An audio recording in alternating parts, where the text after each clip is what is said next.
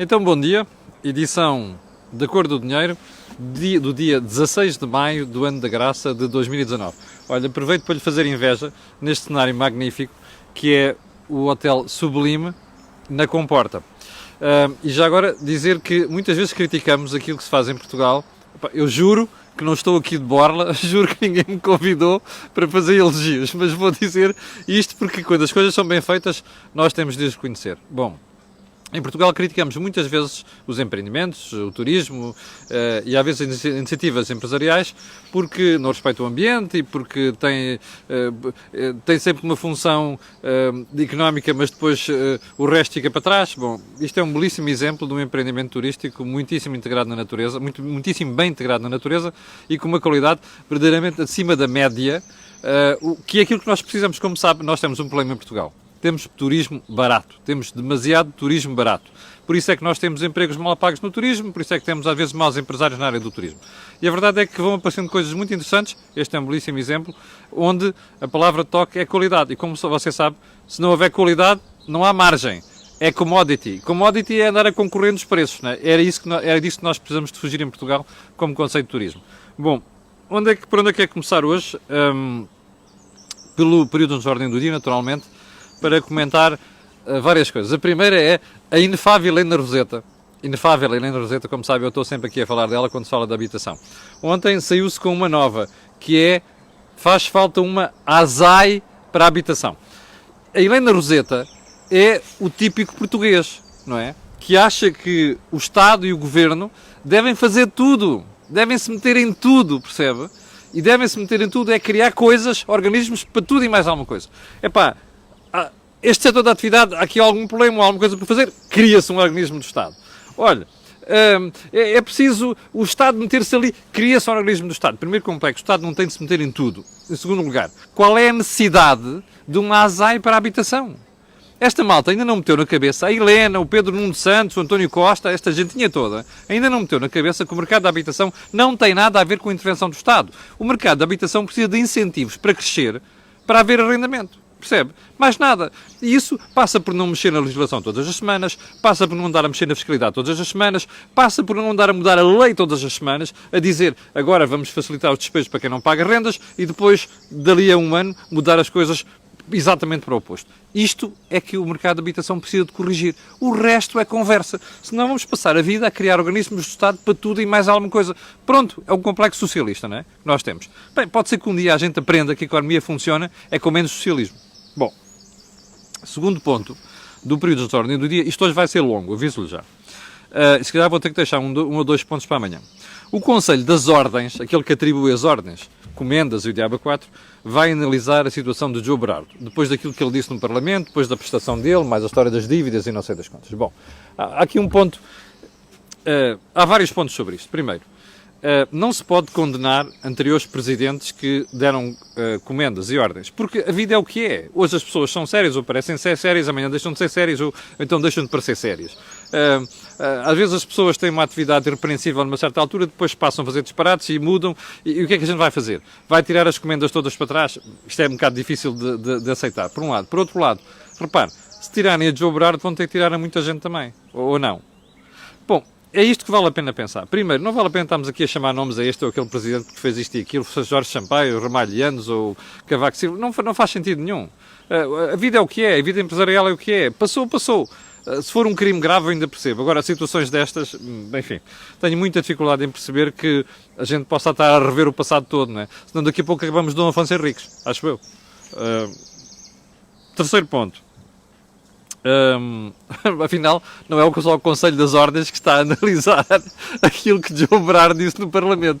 O Ministério Público mandou buscar as gravações daquela conversa toda para analisar se há crime. Bom, eu acho que isto é, sinceramente, eu acho que o Ministério Público não vai lá encontrar nada.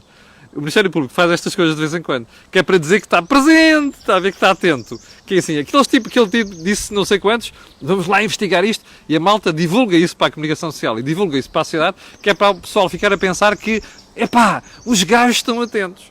Bem, eu vou apostar aqui, e pedirei desculpas se estiver enganado, vou apostar aqui consigo que depois da análise do Ministério Público não vai aparecer nada que permita dizer, epá, olha, há ali material para ir atrás do João Berardo. Bom, Uh,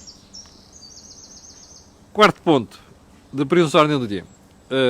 António Costa, nosso querido Primeiro-Ministro, veio dizer ontem que o Estado vai voltar a adquirir obras de arte contemporânea este ano. Bom, eu vou lhe dizer uma coisa. Eu sou um amante de arte, particularmente pintura. Desde muito novo tive a sorte de ter um professor de educação visual, aquilo que se chamava desenho, na altura, que nos inspirou, que na minha turma ensinou toda a gente a gostar de pintura, percebe? E eu desde muito garoto passei a apreciar a pintura e, portanto, compreendo esta preocupação e até apoio esta preocupação do Sr. Primeiro-Ministro. A única coisa que eu gostava de deixar aqui como recado, como cidadão, é o seguinte: pá, não se esqueça também de investir no SNS, ok? Pá, pode investir nas obras de arte contemporâneas o que quiser. Pode comprar os Mirós, até pode ir buscar a coleção de Burardo, o que quiser. Mas, pelo amor de Deus, não esqueça que além das obras de arte contemporâneas, há o setor dos transportes, que eu vou comentar amanhã. Como sabe, há problemas com as transferências de Lisboa na Soflusa, há problemas com a linha de Sintra, mas eu vou comentar isso amanhã, por causa do investimento público. Bom, mas dizia eu, não esqueça, Sr. Primeiro-Ministro, de investir também no SNS, está bem? É que o estado em que se encontra o SNS é lamentável, portanto, gaste lá dinheiro nas obras de arte contemporâneas, mas não se esqueça do SNS. Bom, então vamos lá ao primeiro ponto da agenda de hoje. Ontem ficámos a conhecer os dados do INE sobre o comportamento da economia no primeiro trimestre. E aconteceu aquilo que já se esperava há várias semanas. A economia cresceu mais do que estava a prever. Bom, isso é um bom sinal? É. Mas, atenção, é preciso olhar para o que está por trás desse crescimento. Eu já sei que ontem o Governo entrou logo em êxtase e que madurou o arco e foi para aqui não sei quantos, que está tudo bem, estamos a crescer acima da média europeia. Já lá vamos a crescer acima da média europeia. Mas eu gostava de pegar no primeiro ponto. Embora não haja dados definitivos, e eles só vão existir daqui a umas semanas, porque o INE, isto é a primeira estimativa, a estimativa rápida. Quando nós olhamos para aquilo que foi o crescimento da economia, há 2 ou 3 reparos a fazer. Em primeiro lugar, ela cresceu por efeito da procura interna. E na procura interna, como vocês sabem, em economias, você tem o consumo, público e privado, e tem o investimento. Ora, o que cresceu aqui foi o consumo, mas também o investimento. Isto é bom, mas o ponto fundamental desta história toda é perceber que o investimento que mais cresceu foi a história das aeronaves da TAP. A TAP vai comprar, está a comprar e vai comprar entre aspas, não é bem comprar, eu um dia explicarei isso. Mas, segundo ponto, é que a procura externa líquida quer dizer o quê? Quando você pega o valor das exportações, o valor das importações e subtrai uma coisa à outra, esta procura externa foi negativa. E este é que é o aspecto negativo. Bom, você dirá, está bem, tem a ver com as importações de bens de equipamento e, portanto, com o investimento. Ora, isso vai ter impacto na economia mais tarde. Deus queira. Não tenho a certeza que seja bem assim, mas Deus queira que sim. Mas agora aqui o ponto é que este problema da procura externa líquida não é do primeiro trimestre deste ano. Já vinha de trás, já vem de 2018. Se você for olhar para a balança comercial portuguesa, ela entrou em déficit. E a balança de transações correntes está lá resvés. Ora, como eu tenho dito aqui várias vezes, não é prever o diabo nem coisa nenhuma, mas a verdade é que o problema da balança comercial e das contas externas é o mais grave problema da economia portuguesa. E, portanto, convém estar atento a isto. Não é? Antes de correr, embandeirar a arco e a dizer que está tudo bem e por aí adiante. Ou seja, é bom que o investimento tenha subido. Eu gostava era que nos próximos trimestres o investimento se mantenha ou continue a subir. E porquê? Porque é a falta de investimento que neste momento está a penalizar a economia portuguesa. Por exemplo, em termos de investimento público, nós vamos chegar ao final da legislatura com o investimento mais de baixo em décadas. Mas eu já lá vou. Terceiro ponto. A propaganda oficial. Quem ouvisse ontem, quase 1000 pessoas em direto, obrigado pelo seu apoio ao canal A Cor do Dinheiro. Quem ouvisse ontem o Ministro das Finanças, o Primeiro-Ministro e por aí adiante, e até o Pedro Marques a fazer campanha, está tudo bem. Ou seja, nós crescemos no primeiro trimestre acima da média da União. Bom, eu não fico nada excitado com isto. Sabe porquê?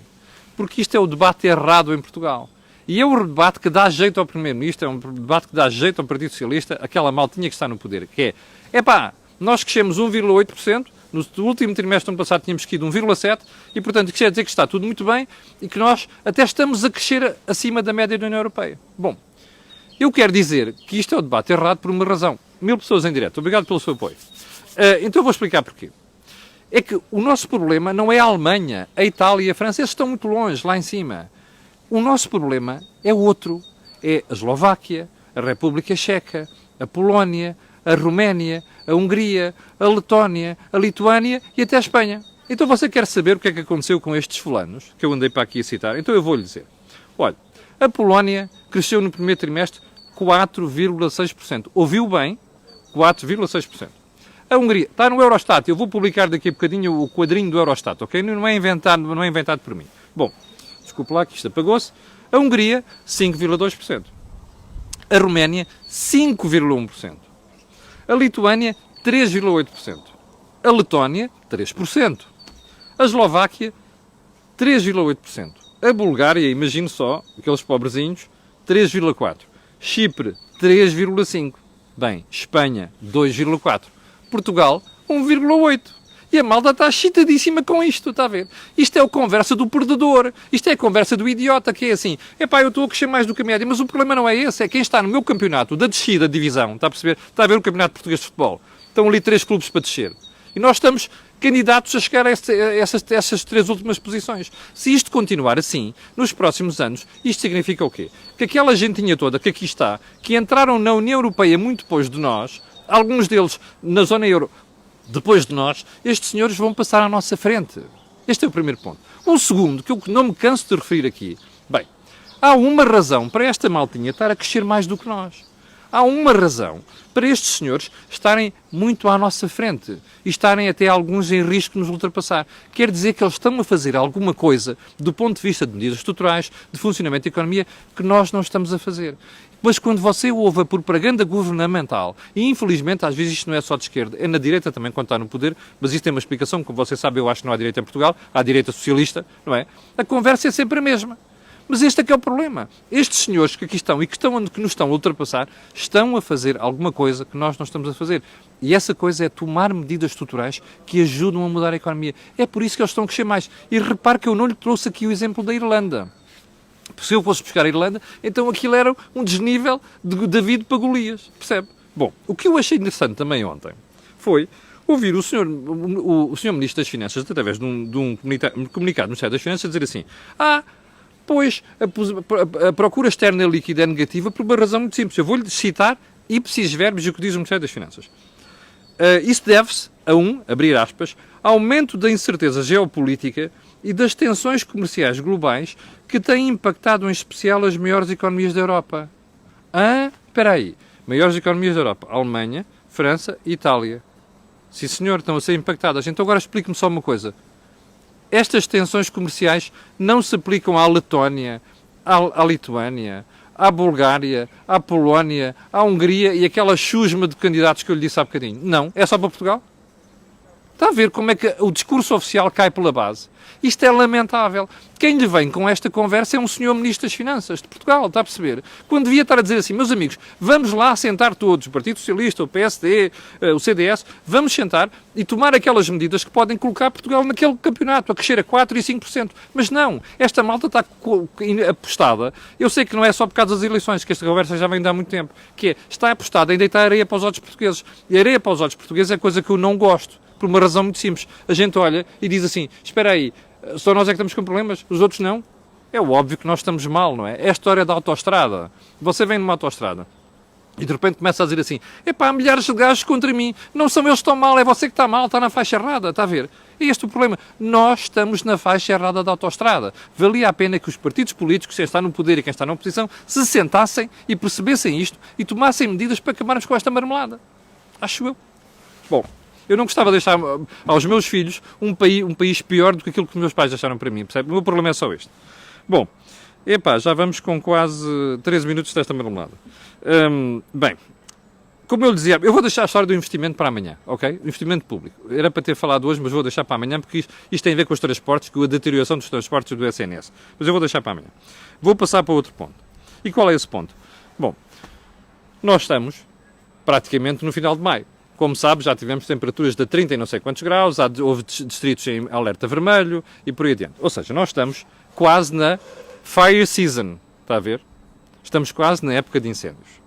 Bom, e o que é que se passa? Acho que era o público de ontem que trazia isto. A verdade é que nós não temos neste momento o número de aeronaves que estava pensado, programado, para esta altura, para combater os incêndios. E você dirá assim, então mas como é que é possível? Novamente aqui, separe aquilo que são os factos da política, ou melhor, da propaganda eleitoral. O que é que nós ouvimos nos últimos dias? Isto está atrasado porque o Tribunal de Contas não deu ainda o seu visto à decisão do Governo. Espera aí, qual é que foi a decisão do Governo? Fazer um concurso público para contratar essas mesmas aeronaves. O ponto fundamental, porque nós estamos numa União Europeia, é que este concurso público não pode ser só aberto a empresas portuguesas, é internacional. E o que é que aconteceu? Houve uma empresa que contestou aquilo. E, portanto, meus amigos, o problema não é o Tribunal de Contas. Não vale a pena o Primeiro-Ministro e o Ministro da Administração Interna, o meu ex-colega Eduardo Cabrita, virem fazer estas figuras. Porque o problema não é o Tribunal de Contas. O Tribunal de Contas faz a sua função, mas é quando decorreu já o prazo todo, percebe? Relativo às contestações dos concursos. O que é que isto quer dizer? O Governo atrasou-se a abrir o concurso, percebe? E agora atrasou-se. E em vez de assumir a borrada que fez, está a tirar as culpas para cima do Tribunal de Contas. Isto não é bonito, não é sério, nem sequer é correto. E esse é que é o ponto aqui. Ou seja, nós estamos perante uma situação em que estamos à beira da época de incêndios e não temos aeronaves suficientes, não é por culpa do Tribunal de Contas, é por responsabilidade do Governo. Bom, sigamos para bingo, que isto já se vai fazendo tarde, já vamos com 16 minutos. Bom, qual é o ponto seguinte? Bem, eu recebi uma série de mensagens ontem de pessoas, espectadores, que veio, olha, 1000 pessoas em direto, obrigado pelo seu apoio, assim, não quero demais agradecer isso. A dizer que, a perguntar-me, então o que é isto da Raise, que tinham lido nos jornais, que a Raise vai começar a aceitar depósitos, não sei o quê. Bom, a Raise é uma plataforma que procura juntar quem tem liquidez e quem tem falta de liquidez. Você dirá, isso faz um banco. Bem, o problema é que os bancos passaram a ter concorrência nisto. Isto é, quem precisa de dinheiro, que não tem, e quem tem dinheiro para aplicar, junta e as pessoas fazem um contrato de empréstimo e depois a Raise fica com uma percentagem, uma comissão. Bom, a Raise é um excelente projeto, eu conheço algumas pessoas envolvidas naquilo, mas o que a Raise vai fazer, atenção a isto que é muito importante, a Raise não é um banco e não vai criar depósitos. O que a Raise fez foi colocar dentro da sua plataforma disponibilizar um subgrupo onde divulga os depósitos a prazo dos bancos todos. Eu acho isto uma ideia genial, porque você assim, não precisa andar a correr a ver este banco e aquilo, a ver quem é que dá a melhor taxa e por aí dentro.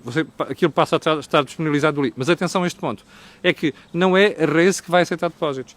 A Raise vai disponibilizar aquilo que são as ofertas que os bancos colocaram no mercado.